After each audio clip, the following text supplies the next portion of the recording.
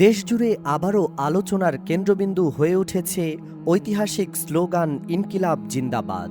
২৪ জুলাই আন্দোলনের সময় তরুণদের মধ্যে এটি ব্যাপকভাবে উচ্চারিত হয়েছে এবং সামাজিক যোগাযোগ মাধ্যমেও তীব্র আলোচনার জন্ম দিয়েছে। তবে এই স্লোগান কিভাবে সৃষ্টি হয়েছিল, এর ইতিহাস কোথায় গাথা, তা অনেকের কাছে অজানা।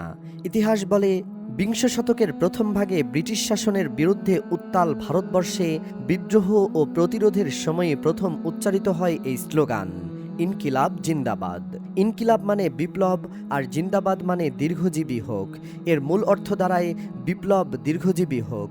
বিশ্লেষকরা বলেন, প্রথম এটি ব্যবহার করেন ভারতীয় কবি ও আন্দোলনকারী হাসরত মোহানি। পরে বিপ্লবী নেতা ভগবত সিং এটি আদালত প্রাঙ্গণ থেকে ফাঁসির মঞ্চ পর্যন্ত সর্বোচ্চ উচ্চারণ করেন, যা ব্রিটিশ শাসনের বিরুদ্ধে ভয়হীন প্রতিবাদের প্রতীক হয়ে ওঠে।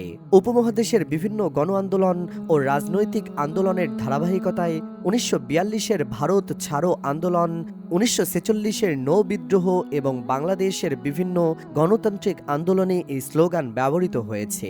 এটি প্রতিবাদ, সংগ্রাম এবং পরিবর্তনের চেতনাকে প্রকাশ করে। বিশেষ করে বাংলাদেশে ২৪ জুলাই আন্দোলনের সময় ছাত্র জনতার মধ্যে এটি ব্যাপকভাবে উচ্চারিত হয় এবং আন্দোলনের সম্মুখ সারির নেতারা এই স্লোগান ও আন্দোলনের গুরুত্ব নিয়ে সরাসরি কথা বলেছেন।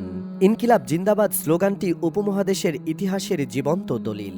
যুব সমাজের মধ্যে এটি প্রতিবাদী চেতনা এবং রাজনৈতিক সচেতনতার প্রতীক হিসেবে শক্তিশালীভাবে প্রতিষ্ঠিত হয়েছে।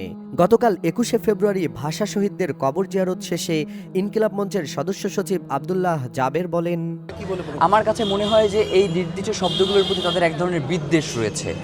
মানে বাংলাদেশে ইনসাফ এবং আজাদির লড়াইয়ে এই শব্দগুলো তো বারংবার ব্যবহৃত হয়। তারা কোনোভাবেই হয়তো চাচ্ছে না যে এই শব্দগুলোর মধ্য দিয়ে বাংলাদেশের মানুষের যে ইনসাফ কায়েমের যে পথটা মানুষ যেভাবে এগিয়ে যাচ্ছে সেই পথটা সহজতর হোক। ডেস্ক রিপোর্ট, জনমত 24।